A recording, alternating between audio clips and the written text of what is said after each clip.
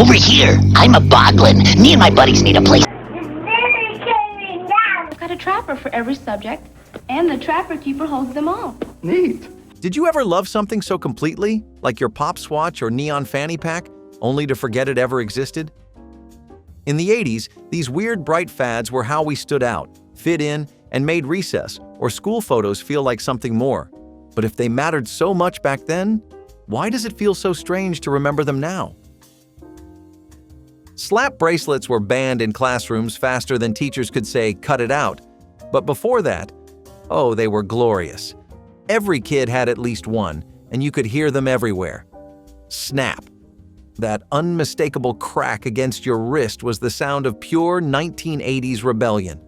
They looked like fabric-covered rulers, which is exactly what they were, bent into a springy coil that clung to your arm like a clingy friend. The colors were neon. The patterns were chaotic. Animal prints, lightning bolts, checkerboards, you name it. You'd swap them with friends or show off your collection like it was fine jewelry. But here's the thing. They were not safe. The cheap ones from discount bins would split open, revealing jagged metal underneath. Kids still wore them. We did not care. Slap bracelets were cool, and that was enough. Schools freaked out. Letters got sent home. But nothing beat that satisfying slap as the bracelet curled instantly around your wrist like magic. It felt like owning a toy, accessory, and status symbol all in one thin strip. And even if they left tiny bruises or drew blood now and then, we wore them with pride until they quietly disappeared. Still, admit it, just hearing about them makes you want to slap one on right now. Garbage Pail Kid stickers were disgusting, brilliant, and absolutely everywhere. These were not just collectible cards. They were a grotesque parody of those sweet, boring Cabbage Patch Kids, and we loved them for it. Each one had a name that was either hilarious or horrifying. Snotty Scotty, Barfin' Barbara, Acne Amy. You get the idea. The illustrations were colorful and gross in ways that made parents nervous and kids obsessed. Every elementary school had that one kid who brought a full binder of them to recess like it was a sacred text. You would trade duplicates or try to score that one sticker that made everyone gag just a little. Teachers tried banning them, but we just moved the trades underground, on the bus, in lunch lines, under desks. Some were banned at home too, especially the ones with puke or visible butts. That only made them more valuable. They were smelly, sticky, and everything the 1980s stood for. Chaotic fun with zero nutritional value. Entire playground social systems were built around who had which sticker. If you had an original Atom Bomb or Dead Ted, you were basically royalty. They came with that unforgettable chemical smell too, fresh out of the pack, like a toxic new car. And even if you forgot the names, you never forgot the feeling, cracking open that wax paper pack and wondering just how gross your new sticker haul was going to be. Hypercolor shirts were science, fashion, and bragging rights rolled into one magical piece of clothing. They changed color with heat, literal thermochromatic alchemy, and for a short time, that made them the coolest thing you could wear. You would walk into class with a bright purple shirt, and by lunchtime it had splotches of blue or pink wherever your body gave off heat. Did it look weird? Yes. Did we care? Not at all. You wanted those sweaty handprints, the blotches under the arms, the fingerprints across the chest. It meant your shirt worked. It meant you had style. You would press a hot mug against the fabric just to see the colors morph like lava lamp goo. And sure, after a few washes, the magic started to fade and your shirt just looked off. But the short time it lasted, hypercolor was like owning wearable technology before that was even a phrase.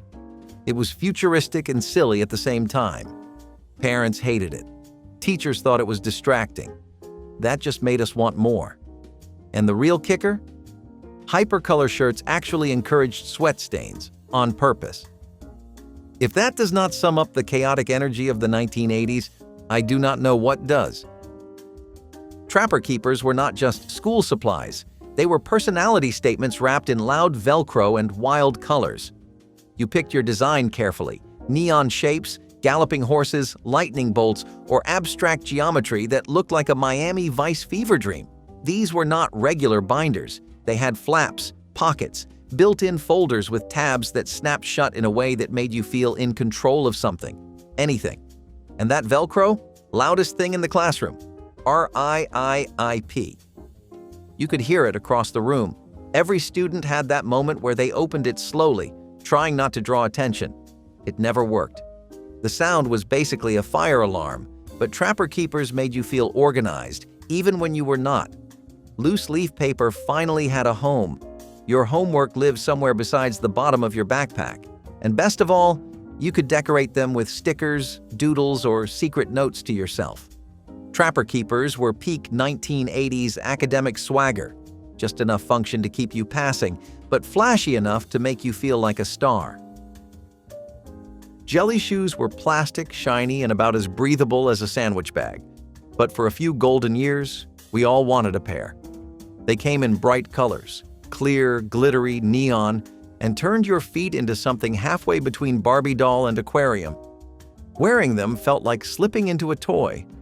And honestly, that was the appeal. They were often bought cheap, usually smelled like new pool toys, and made your feet sweat like they were trapped in a microwave. But fashion was pain, and jelly shoes were trendy. Kids wore them to school, to parties, to anywhere they wanted to shine. The glitter embedded in the plastic caught the sunlight in a way that made you look like you had stardust on your toes. Did they cause blisters? Yes. Did they rub your heels raw? Absolutely. But they were worth it. You could get them in every color. Some had tiny bows, others had sparkles that never came off. They made weird squeaky sounds when you walked, and still, you felt fabulous. Every kid who wore jelly shoes walked just a little taller, even if their feet were slowly dying inside. Pencil toppers in the 1980s served one purpose: absolutely none. These were little rubber monsters, fuzzy balls with googly eyes, or glittery puff creatures that balanced awkwardly on the top of your number 2 pencil.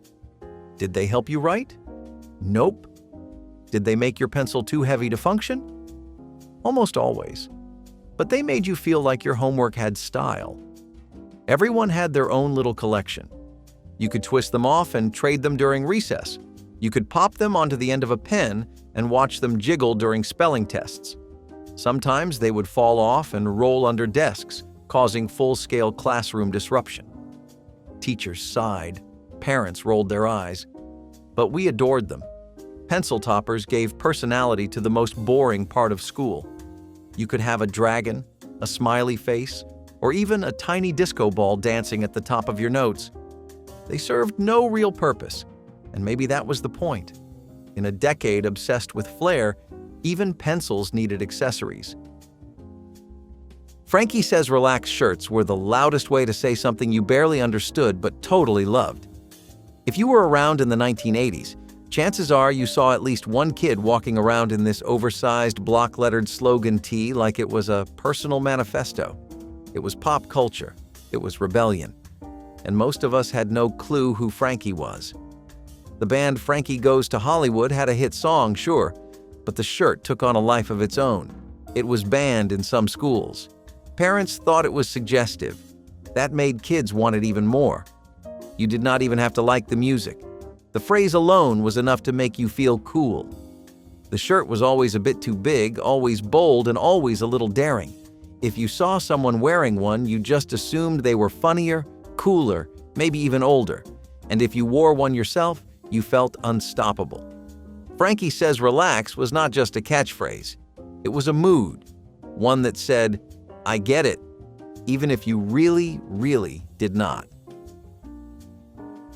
Pop Swatch watches were big, bright, and looked like they came from a cartoon, because in the 1980s that was a compliment. These were not your parents' watches. They had huge faces, crazy colors, and sometimes even plastic attachments like rubber guards or transparent frames. You wore one, maybe two. Some kids stacked them like bracelets. Telling time was secondary. Looking cool? That was the goal.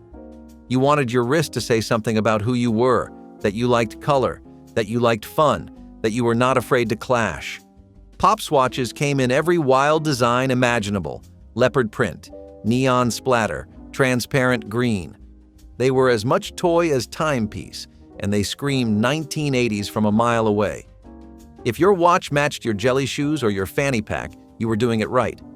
They clicked and clacked and sometimes fogged up from sweat, but no one cared. You checked the time just to show it off, and when your Pop Swatch broke, you wore it anyway. Wacky wall walkers were tiny rubber aliens that came free in cereal boxes and somehow became national treasures. You would toss them against the wall and watch them walk their way down, flipping and sticking with each slow-motion step like they had minds of their own. They made no sense. They had no backstory. But they were hypnotizing. These little neon creatures were made of sticky, stretchy plastic that collected dirt faster than a lint roller at a dog park. After a day or two, they stopped sticking. After a week, they were black with mystery fuzz. But those first few flips? Pure magic. You would race them down the fridge. Challenge your friends to see whose wall walker made it furthest before falling off. Some kids got creative, trying them on windows, ceilings, lockers. One even ended up on the teacher's back once. She was not amused. Wacky wall walkers were the kind of toy that lasted just long enough to feel legendary. No batteries, no instructions. Just throw, watch, repeat. Pogo balls, or Lolo balls depending on your playground, were like space hoppers, and balance boards had a weird, wobbly baby. It looked like a rubber ball trapped inside a plastic disc. You stood on it. You bounced. That was the whole thing, and it was way harder than it looked. Kids made it look easy in commercials, zooming around like super-powered pogo ninjas. But in real life, you got on. You bounced twice. You fell. Your ankle hurt. And then you tried again, because when it worked, it felt amazing. You could spin, hop, and coast along the sidewalk like a retro superhero. Kids would show off by bouncing in place or trying to launch over curbs. Sometimes it ended in scraped knees. Sometimes it ended in glory. Pogo balls were short-lived, slightly dangerous, and totally worth it. Every bounce felt like flying, until it did not. Mini troll dolls with neon hair were like little gremlins of joy that somehow took over desks, lockers, and entire childhoods. They were small enough to fit in your pocket, weird enough to creep out your grandma, and magical enough to be lucky, at least according to playground mythology. You were not really sure what they were, but you had to have one, then 5, then a whole army. That neon hair, bright pink, lime green, electric blue, stood up like a flame, just daring the world to look away. You would twirl it, braid it, or trim it just a little, instantly regretting it when you realized it never grew back. These trolls came dressed or naked. Some had glittery bellies, and others just sat wide-eyed like they had seen things. Some were pencil toppers, others were keychains. But the best ones were so small they felt secret, like a charm only you knew about. Kids gave them as gifts, swapped them like currency. Sometimes they even brought them along to big tests for luck, as if a 2-inch troll with purple hair could solve algebra. But somehow, it helped. And if you had a troll collection lined up on your bedroom shelf, you knew peace. They looked like creatures from another planet, but they made your little world feel more fun. Maybe it was the hair, maybe it was the eyes, maybe it was just the 80s doing what it did best, turning the weirdest things into absolute gold. Friendship pins on your shoelaces were the 80s version of social currency, tiny, glittery proof that someone liked you enough to spend 10 minutes making you something special. They were safety pins, technically, but that term did not come close to capturing what they meant. Kids would bead them with colored patterns, initials, or whatever felt right that day, then trade or gift them like mini trophies. You did not wear them on your shirt. You laced them into your sneakers where everyone could see. Each one said, "Someone made this for me." And that counted for a lot. Some kids had 1 or 2. Others had full laces glittering with 20 or more, walking into school like beaded royalty. There were trends, rainbows, checkerboard patterns, even pins made to spell out words if your friend was particularly ambitious. No two were exactly alike. It was a craft project, fashion accessory, and emotional flex rolled into one. They made your dirty high tops feel custom, even if you had no money for the real thing. Teachers mostly ignored them. Parents thought they were cute, but kids knew better. Friendship pins meant belonging, Popularity, memories of sleepovers and after-school hangouts spent stringing tiny beads onto sharp metal. You might poke yourself 10 times making one, but it was worth it. Because giving a pin meant something. And wearing it, that meant everything. You could tell how many friends someone had without them saying a word. Just look at their shoes. Charm necklaces were what happened when toy stores collided with jewelry displays and exploded in a pastel mushroom cloud. These were long, colorful plastic chains, often pink, purple, or sky blue, decorated with tiny charms that snapped on like magic. And each charm? A story, a roller skate, a hamburger, a tiny cassette tape, a sparkly unicorn with one leg missing. You collected them like treasure, hunted them like wild animals, and traded them with friends like they were state secrets. You wore them to school, to birthday parties, to the grocery store, just in case anyone needed to know your entire personality and charm form. They jangled and clacked when you walked, making your presence known one step at a time. And yes, they tangled like crazy. You would spend half an afternoon trying to free your moon charm from your ice cream sundae charm. But that was just part of the ritual. You never had enough. Even if your chain was already covered edge to edge, there was always one more charm you needed. A glow-in-the-dark dolphin, a tiny telephone, something that clicked when you pressed it. Some charms even did stuff, like open or spin or squeak, and that made them even more desirable. You displayed your necklace proudly, even if it weighed half a pound. It was plastic, it was cheap, and it meant everything. Because back then, how you decorated your charm necklace said more about you than any yearbook ever could. Reebok pumps were not just sneakers. They were science fiction for your feet. You slipped them on, pressed the little orange basketball-shaped pump on the tongue, and instantly felt like you were suiting up for the future. Each press sent a puff of air into the shoe's internal chambers, creating the illusion of a perfect foot-hugging fit. Did it actually help your game? Questionable, but it looked amazing. And in the world of 80s gym class, looking amazing was half the battle. Reebok pumps cost more than most parents wanted to spend, which made them even more desirable. If you had a pair, you were somebody. You pumped them up before every recess, before every PE class, before walking into the lunchroom.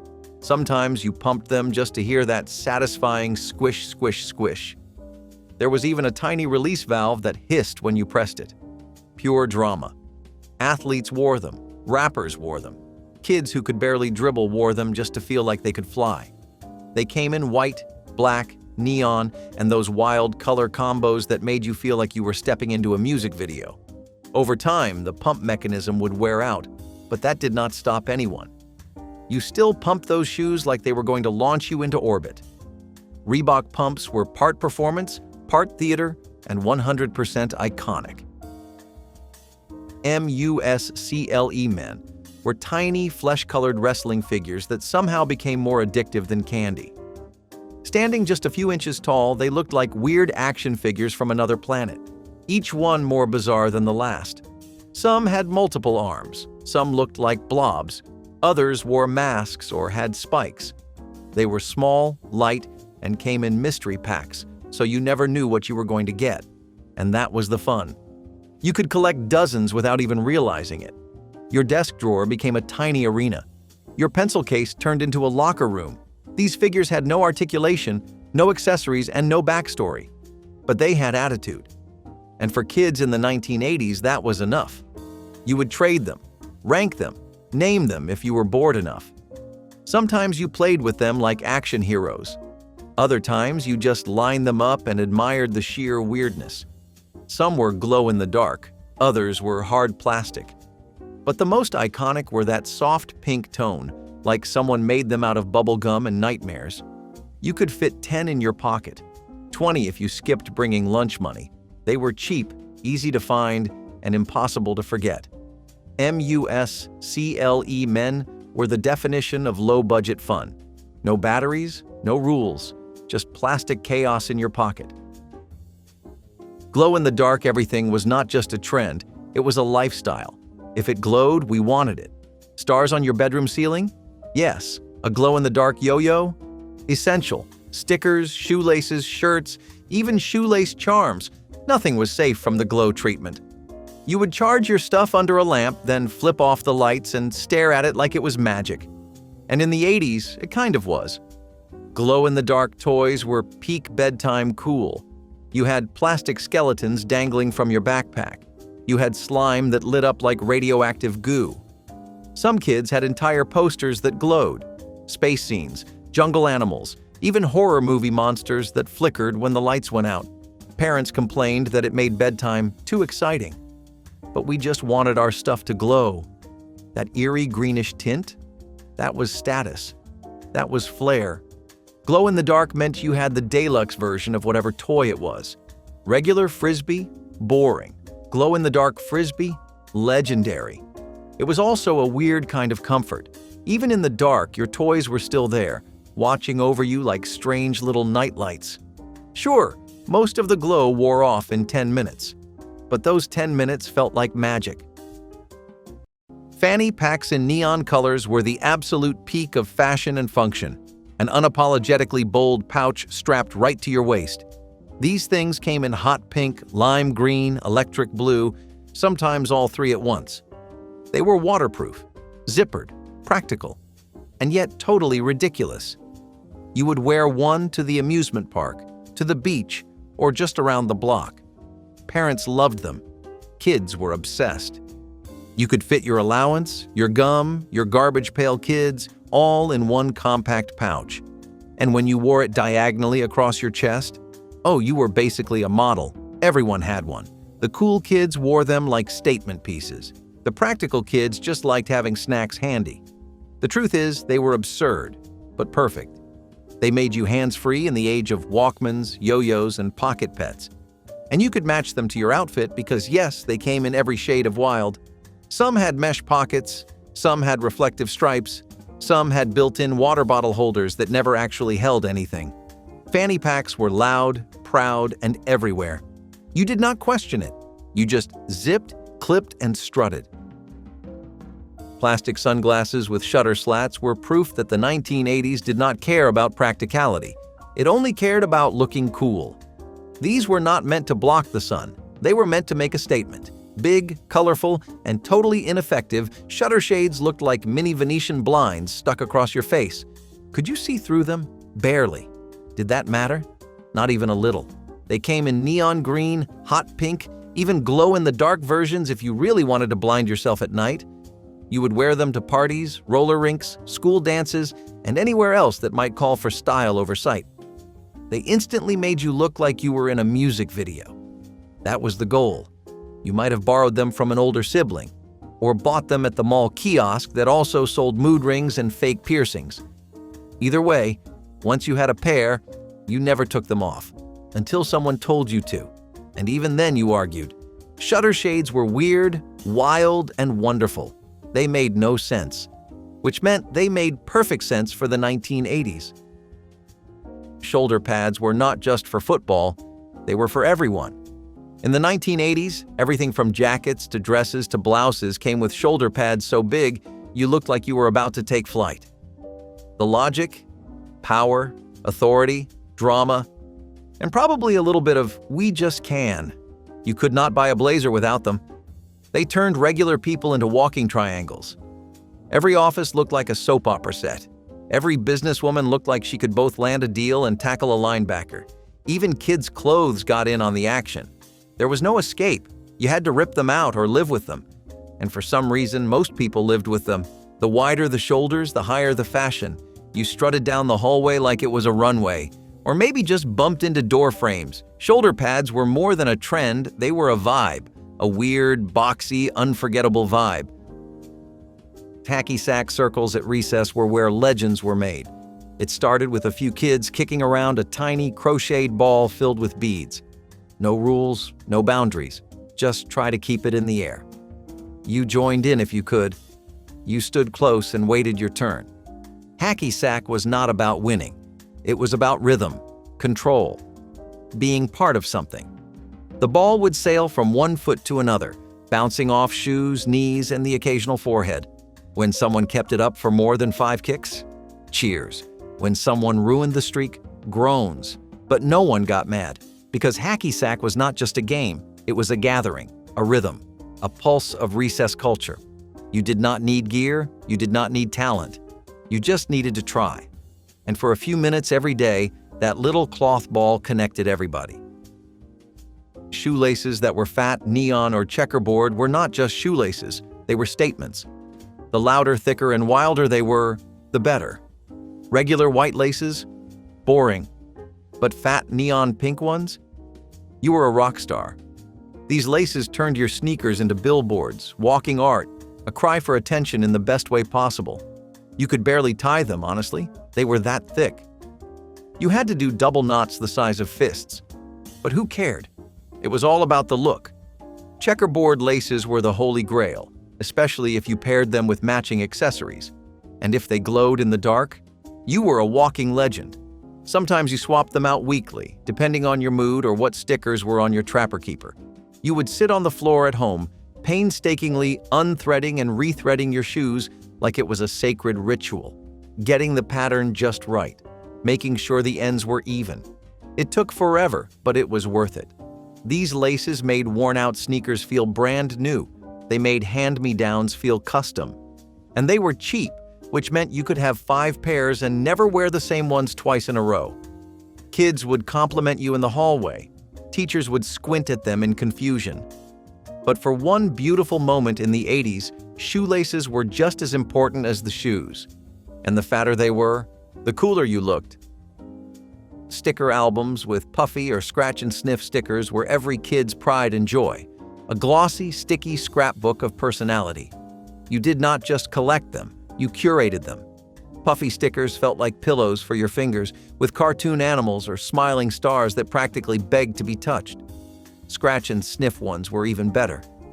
One swipe and you got a blast of artificial strawberry, root beer, popcorn, or something that vaguely resembled pizza. Sometimes they smelled amazing, sometimes they made you gag. That was part of the fun. You organized them by type, by color, or by mood.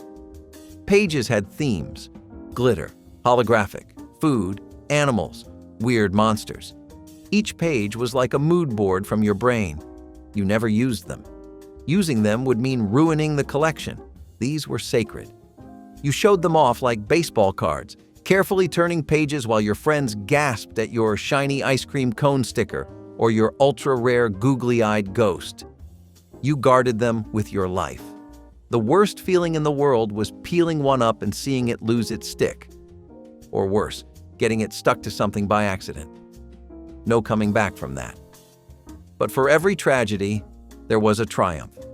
A new sticker pack, a trade with a friend, a page finally full. Sticker albums were more than hobbies. They were time capsules, proof that you had taste, flair, and a nose strong enough to endure the mystery scent labeled only as blueberry. Keychains bigger than your keys were proof that bigger really was better in the 80s, even if it meant your backpack jingled like a wind chime every time you moved.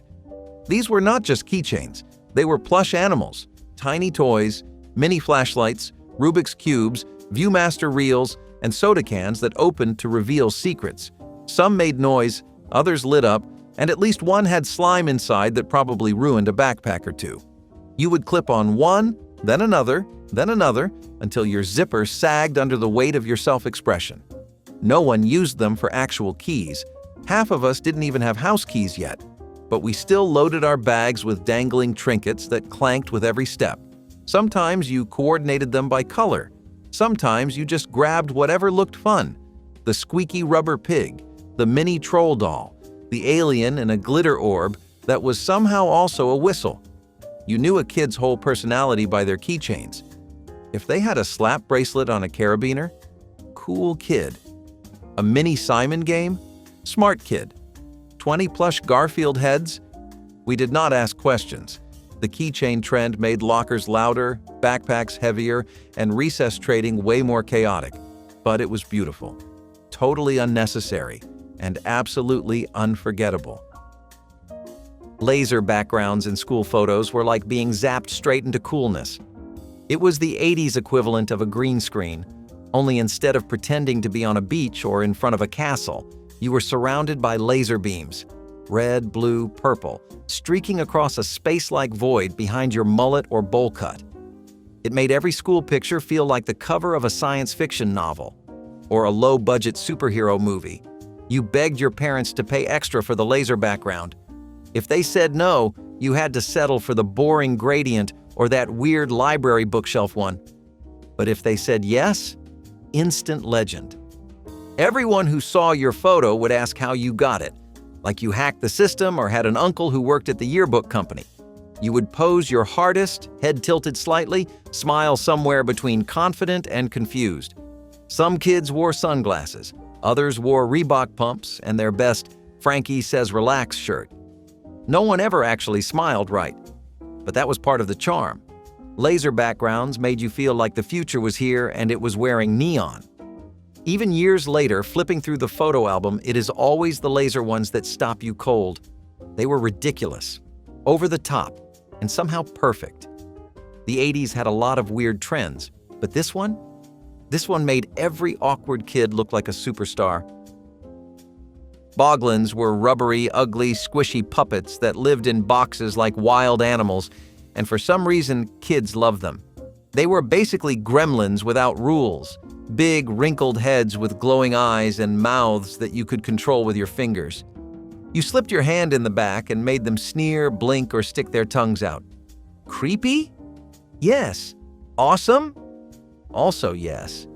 They came in plastic cages with barred windows, like you were buying a dangerous pet instead of a toy. That packaging alone made them cooler than anything on the shelf. You would carry the box around like a zookeeper, waiting for someone to ask what kind of monster you had in there.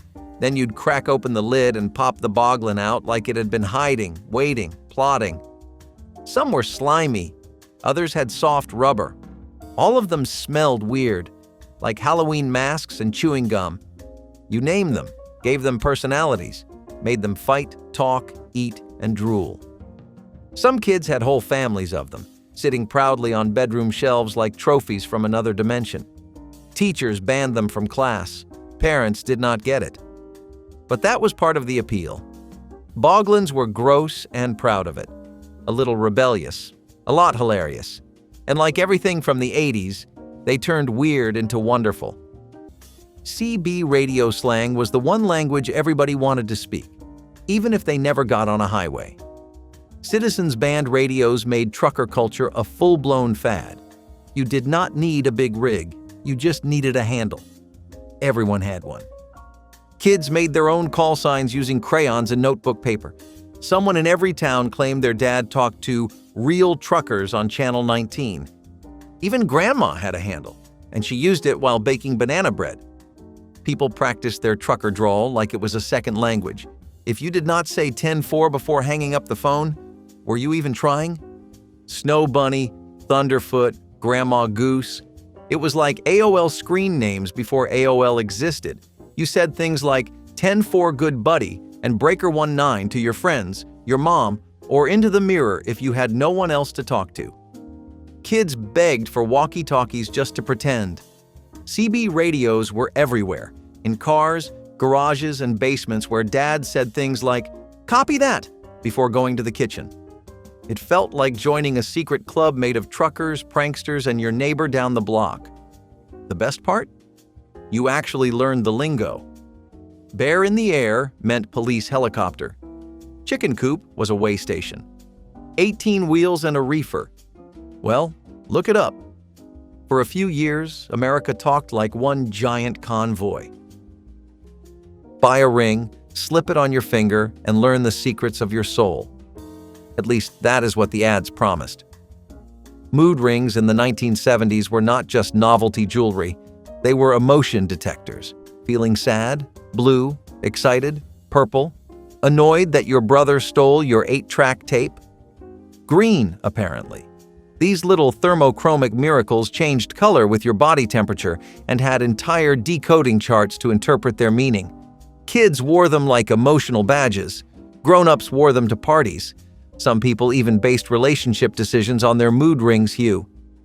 He says he loves me, but his ring turned brown.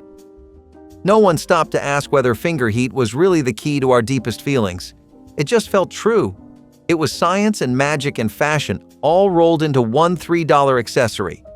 Teachers had to tell students to stop checking their mood rings mid-quiz. Everyone thought theirs was broken if it turned black, and panicked appropriately.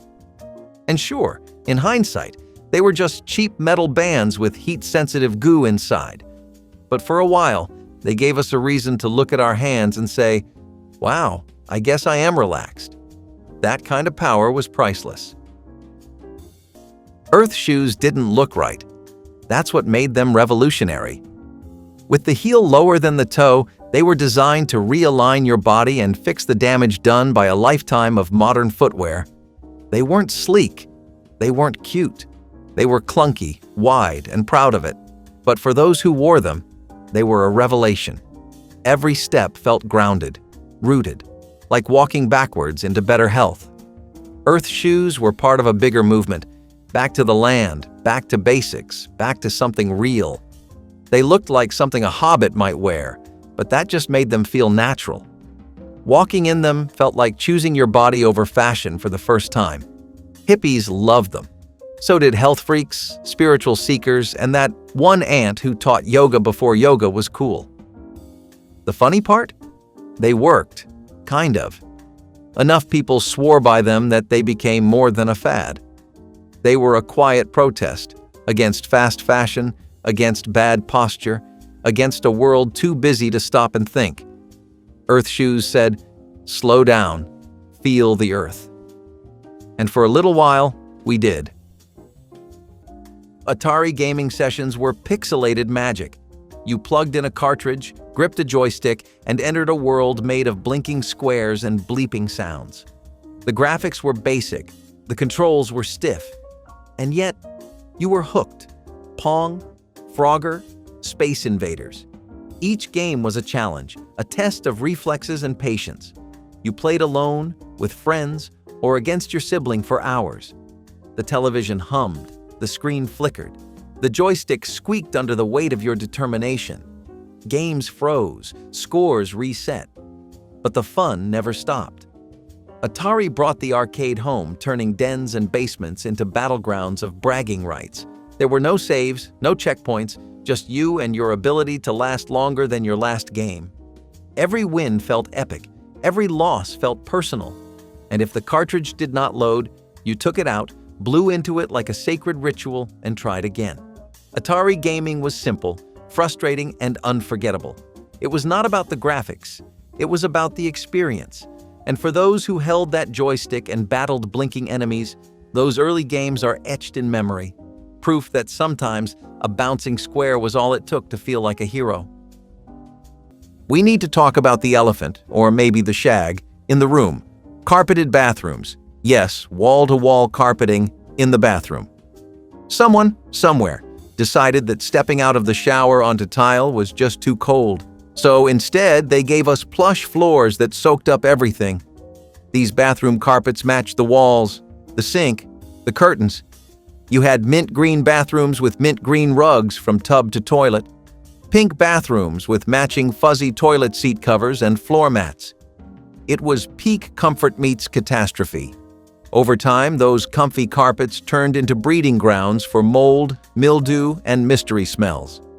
Still, you have to give it credit for ambition. For a few decades, the bathroom was not just a place to get clean, it was a fully furnished retreat. These days, waterproof vinyl and ceramic tiles have reclaimed their throne. But every now and then, you stumble upon an old house with a powder blue plush floor and wonder what it was like to live so fearlessly. Now, if that made you raise an eyebrow, wait until you hear about the toilet paper holders. That could sing. Wearing patches on clothes was less about style and more about grit. Holes in the knees, sewn shut with denim cut from old jeans, elbows wearing thin, covered in colorful scraps stitched with uneven lines and quiet determination.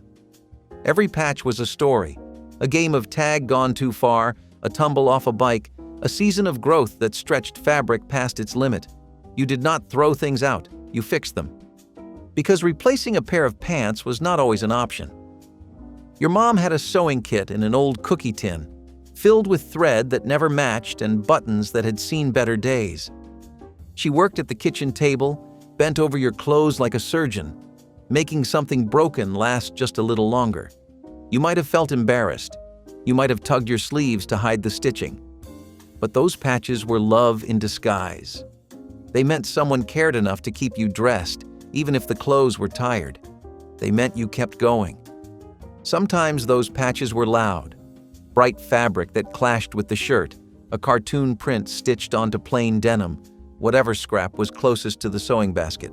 And sometimes they were nearly invisible, matched carefully to hide what had torn. Either way, you knew where they were. You could trace each one with your fingers. They scratched a little when new. They softened over time. On cold mornings, you sat still while your mom pinned a square over a frayed spot, asking you to hold your arms up or turn around so she could get it right.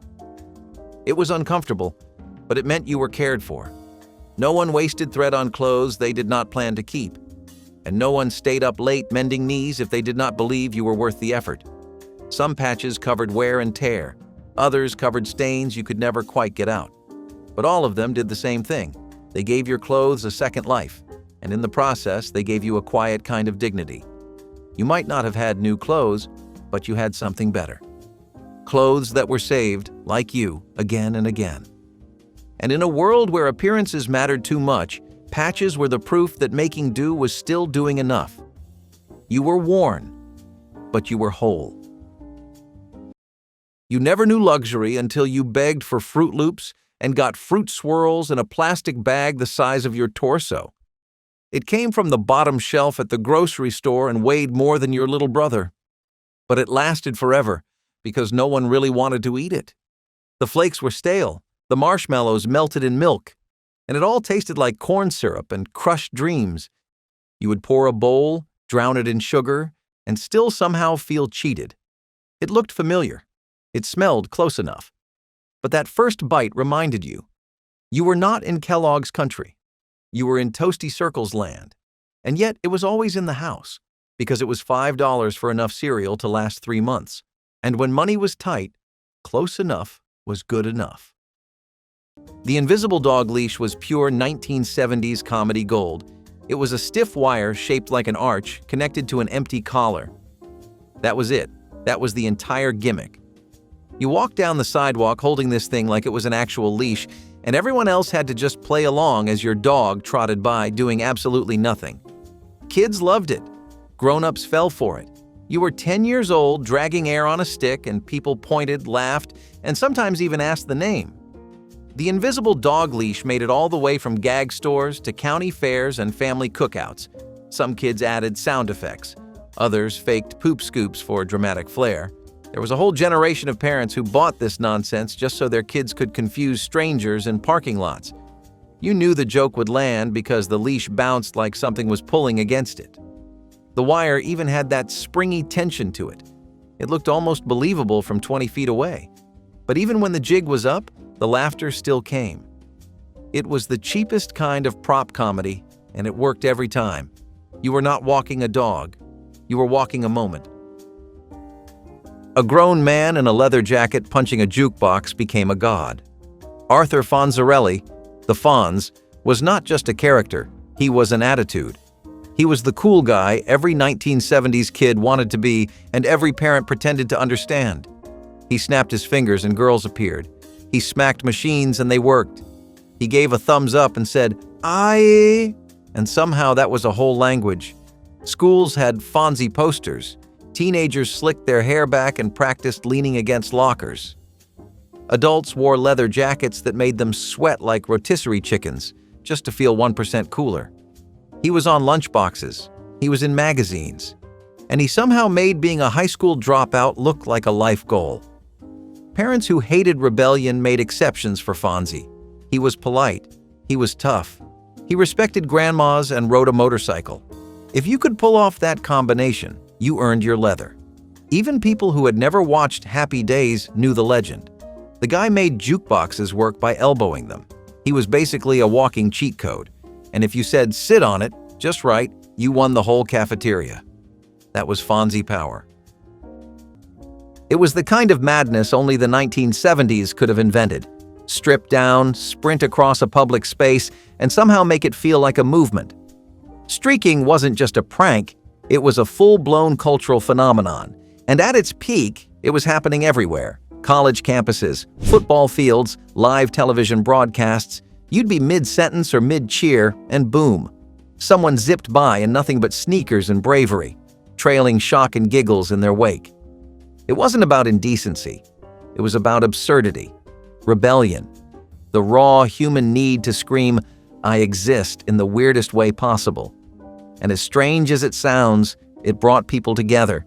Total strangers would burst into laughter, point, cheer, and for a second forget everything serious. Forget Nixon, forget bills, forget the fact that dinner was Spam again.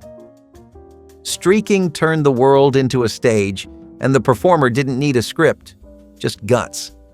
It's funny now how casual it was, how a naked sprint through a graduation ceremony could end in applause.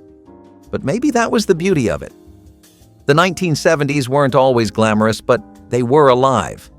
Wildly, ridiculously alive. Leg warmers were a fashion miracle, pointless and perfect all at once.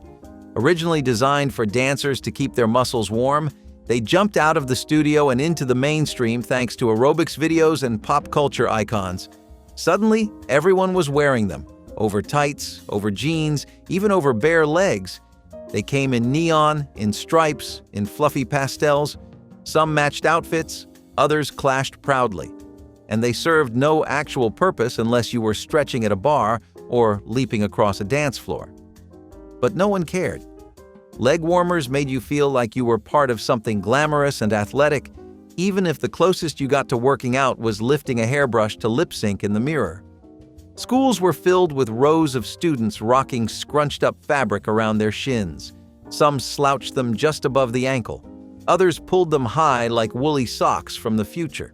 They were soft, they were cozy, and they were everywhere. Looking back, they might seem silly, but they were fun, expressive, and totally 1980s. And for a few years, they made everyone feel like a star in their own low-budget dance movie. Hand-me-down clothing told a story stitched in faded colors and stretched-out sleeves. In homes where money was tight, new clothes were a luxury reserved for Christmas or growth spurts too dramatic to ignore. Everything else? Hand-me-downs, jeans worn thin at the knees, shirts a size too big, coats that smelled like someone else's winter. You learned to cuff sleeves and roll pant legs. You got good at pretending it was your style all along. Sometimes it came from older siblings, sometimes from cousins or neighbors. There was no shame at home, it was just life. But at school, it was different. Kids noticed. They asked where you got it. Or worse, they recognized it from someone else's closet. You laughed it off, or changed the subject, or just said nothing at all. You knew every patch, every stain, every repair your mom made after dinner. These clothes had been through it, just like you. And maybe they were not fashionable, maybe they sagged or pinched or hung wrong, but they lasted. And for families with more love than money, hand-me-downs were not second best. They were just what came next. And they carried you through, one button at a time. Once upon a time, you did not just decorate your bathroom, you committed to it. We are talking full-color, floor-to-ceiling, single-shade devotion. Pastel pink, mint green, baby blue, or the ever-famous avocado, these were the color-coordinated bathroom suites of the 1950s through the 1970s. And when we say coordinated, we mean everything. The toilet, the tub, the sink, the tile, sometimes even the toilet paper, matched like a showroom display. First Lady Mamie Eisenhower helped popularize the trend with what people dubbed Mamie Pink. Entire homes were built with these candy-colored palettes baked into their bones. But of course, color trends change. What once looked stylish and luxurious now feels a bit like stepping into a cartoon. As minimalism took hold in the 1990s and 2000s, bold bathroom hues were slowly wiped away, replaced by whites, grays, and beige. Still, those vivid bathroom suites had a kind of joy to them. They made you feel something, even if that something was confusion. And if the color did not impress you, the next home feature definitely would. especially if you ever hated carrying a heavy laundry basket down the stairs. If you could bend your arms, you were not wearing enough. Winter fashion in a broke household meant wearing all your clothes at the same time. No snow boots? Put on 2 pairs of socks and wrap your feet in plastic bags. No thermal coat? Layer every shirt you own until you become a walking laundry basket. By the time you left the house, you looked like a burrito stuffed with denim, polyester, and regret. It took 15 minutes just to get through the front door. Gloves were mismatched, scarves were hand-knitted and itchy, and hats were usually someone else's. You layered underwear, 2 pairs of jeans, a flannel, 2 sweaters, and your good jacket, if you even had one. You did not walk, you waddled. Going to the bathroom was a full production. If you fell down in the snow, good luck getting back up. But you stayed warm, sort of. If the wind got through all those layers, you just cursed and pulled your sleeves down even farther. Fashion did not matter. Movement did not matter. Survival did. And if you forgot one layer, you would not forget again. These days, people wear heated jackets. Back then, we wore every jacket. Earth shoes were not designed for comfort. They were designed for alignment. With negative heel technology, they sloped downward from toe to heel, as if you were constantly about to hike up a hill in reverse. The marketing claimed they were good for posture, digestion, and probably world peace. You slipped them on and suddenly walked like you had just discovered gravity. They were ugly. Let's get that out of the way. Clunky, heavy, and beige. The kind of shoe that made your feet look like garden bricks. And yet, people wore them everywhere. Health nuts, hippies, suburban dads with philosophical reading habits. You saw them in co-ops, on hiking trails, and under wide-legged jeans in the school pickup line. Earth shoes felt like you were doing something, like you were sticking it to the system one awkward stride at a time. They were the Crocs of their day, mocked and beloved in equal measure. People said things like, "Once you get used to them," which was code for, "I cannot feel my toes, but I refuse to give up." They disappeared eventually, but not before leaving an entire population with very strange tan lines and confusing memories of trying to look enlightened while shuffling like a duck. There was a time when your family doctor could look you in the eye, puff on a menthol cigarette, and say, "This one is smooth on the throat." That time was the 1970s. Cigarette companies ran ads with actors in lab coats or real physicians talking about how cool, refreshing, and mild certain brands were. 4 out of 5 doctors allegedly recommended them. You could open a magazine and see a smiling dentist lighting up. Hospitals had smoking lounges, ashtrays sat in waiting rooms, and no one batted an eye. Some commercials even claimed their brand caused less coughing or helped digestion. Yes, really. Kids watching those ads grew up thinking smoking was practically healthy. If your doctor said it was fine, it had to be, right? It was not just marketing, it was medicine, with a lighter. Looking back, it is surreal. But in that moment, it was normal. Comforting even. The science was still catching up, but the style was already there. These ads did not just sell tobacco, they sold trust. And that made them some of the most quietly disturbing moments in television history. We laughed at them later, but in the 1970s, we nodded along. The Gong Show wasn't just a variety show. It was pure, beautiful chaos, live on national television. You never knew what you were about to see. A guy balancing bananas on his head? Sure. A woman playing Stairway to Heaven on a kazoo while hula hooping? Of course. Hosted by the half-smirking, always on the verge of losing it Chuck Barris, it was part talent show, part circus, part fever dream. Contestants came from nowhere and left in confusion, often interrupted by a deafening gong mid-act. And yet, no one seemed to care. In fact, getting gonged off the stage became part of the fun. It was a badge of honor. The audience loved it. The judges loved it. Even the performers laughed along, usually wearing something absurd. It was the 1970s in one loud, sloppy, joyfully unfiltered hour. You didn't need to be good, you just needed to be brave, or strange, or both. The Gong Show wasn't polished like today's talent competitions. It was raw, spontaneous, kind of dangerous in a glittery, let's see what happens way. And somehow, in its sheer weirdness, it felt more honest than anything else on television. The funny thing is, looking back, the show makes no sense. But that's exactly why it worked. It didn't follow a script, it followed a vibe. It let America's weirdos shine, even if just for 30 seconds before the mallet dropped. And for that brief moment, every oddball with a dream felt like a star. Halloween on a budget meant one thing: whatever you could make with tape, a paper grocery bag, and a permanent marker. You were not a witch or a vampire. You were cardboard robot, toaster, or a box with eyes. One year, someone said you looked like a popcorn machine. You said, "Nope, I'm a microwave with a personality," and that was enough. Your costume rustled when you walked. It barely survived the walk to school. If it rained, the paper bag melted like bad dreams. Moms got creative, gluing cotton balls to pajamas for a sheep costume, or cutting eye holes into old curtains to make you a ghost with floral print. Sometimes you wore a garbage bag with lightning bolts drawn on it and said you were a storm. No one questioned it, because everyone had a costume made of desperation and imagination. You trick-or-treated with a pillowcase, mismatched gloves, and shoes 2 sizes too small, but you still came home with candy. And you were proud.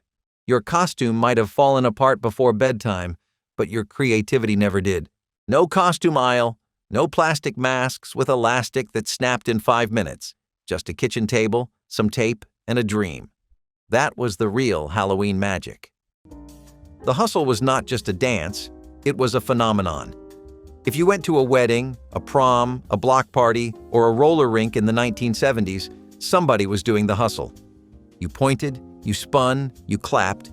You did not need rhythm, just a basic understanding of the phrase, "left foot now." People turned their living rooms into practice floors with furniture pushed to the walls. Even your grandpa tried it once and threw his back out. Nobody knew why it worked, but everyone agreed it did. And if you heard the opening notes of the song in public, you physically had to do it. Everyone danced like they were in a training montage for synchronized disco. Line dancing became stylish. Saturday nights meant polyester, sweat, and steps you rehearsed in the mirror all week. The song literally told you how to do it. Do the hustle. And we listened. It was part disco, part conga line, and part martial arts demo depending on who was leading. Grandmas learned it. Uncles showed it off in the living room. It did not matter if you had rhythm. What mattered was that you committed. The hustle was joy with shoulder pads and bell bottoms. And when the music stopped, you were winded, smiling, and somehow craving punch. These bikes were not just transportation. They were declarations of freedom. Bright colors, high handlebars, chrome fenders that caught the sun like disco balls, and that signature banana seat, long enough for 2, slick enough to slide off if you hit a pothole. These bikes were paraded like trophies. You would cruise the neighborhood, your tall plastic flag flapping behind you like you were leading a one-kid parade. The flags were not there for safety. They were there for flair. Some even had tassels or lightning bolt decals. If you had a horn or a handlebar mirror, you were royalty. And if your parents sprang for a gear shift, forget it. You were unstoppable. Kids traded stickers, raced down hills, and popped wheelies like daredevils. Scraped knees were a badge of honor. Riding these bikes felt like flying, even if the only thing airborne was your ego. They made you feel older, cooler, bolder. And no matter how cheap or beat up they got, you never wanted to let them go. They were part bicycle, part identity. And if yours had a glitter seat, you were basically a celebrity. You were not successful in the 1970s unless you were yelling into a car phone the size of a loaf of bread. Over-the-top hairdos in the 1980s were less about style and more about spectacle.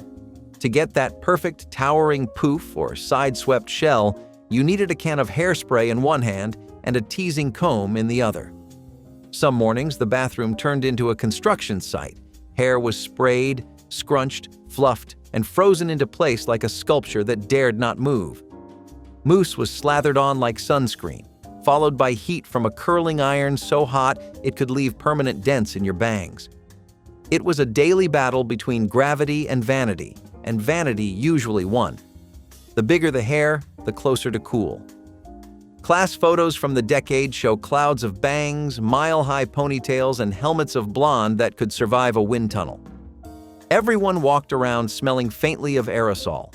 Some kids were practically flammable, but at the time, it was worth it. You judged your popularity by the size of your bangs. A flat head was social suicide. Looking back now, it seems absurd, but for those who lived it, there was no higher compliment than being told your hair looked totally rad. If one of these fads made you laugh, cringe, or suddenly remember your old sticker album, drop your favorite in the comments. Give us a like for the nostalgia, and subscribe so we can keep digging up the stuff you totally forgot you loved.